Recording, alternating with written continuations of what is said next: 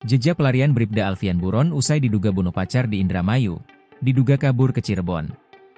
Polda Jabar kini telah menerbitkan surat DPO untuk Bribda Alfian Maulana Sinaga, tersangka kasus kematian Putri Apriani alias Pak, 24.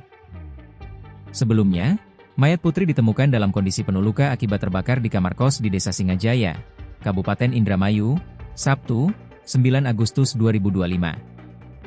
Tersangka kematian Putri Apriani mengarah kepada Bribda Alfian Maulana Sinaga, kata kuasa hukum korban, Tony RM, tidak terlepas dari hasil penyelidikan yang dilakukan Polres Indramayu. Bribda Alfian kabur setelah diduga melakukan pembunuhan terhadap kekasihnya, Putri. Adapun jejak pelarian oknum polisi itu diketahui dari rekaman CCTV korban saat bersama di dalam kamar kos tersebut.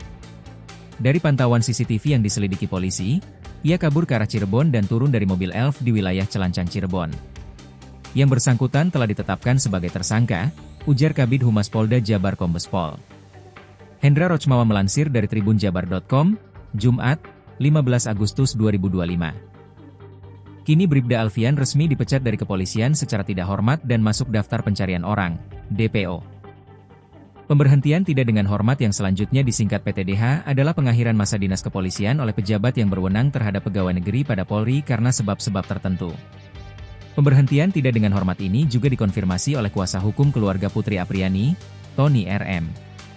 Saat sidang etik itu, Tony RM turut mendampingi keluarga Putri Apriani memberikan keterangan di Polda Jabar. Tony RM menyampaikan, hingga saat ini pihak kepolisian pun masih berusaha mencari dan menangkap Bribda Alfian Maulana Sinaga. Selain itu, bukti lainnya, kata Tony RM, di dalam kamar kos Putri Apriani juga ditemukan seragam dinas milik Bribda Alfian Maulana Sinaga.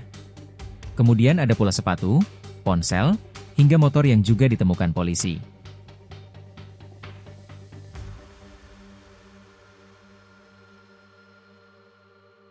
Download Tribun X sekarang, menghadirkan lokal menjadi Indonesia.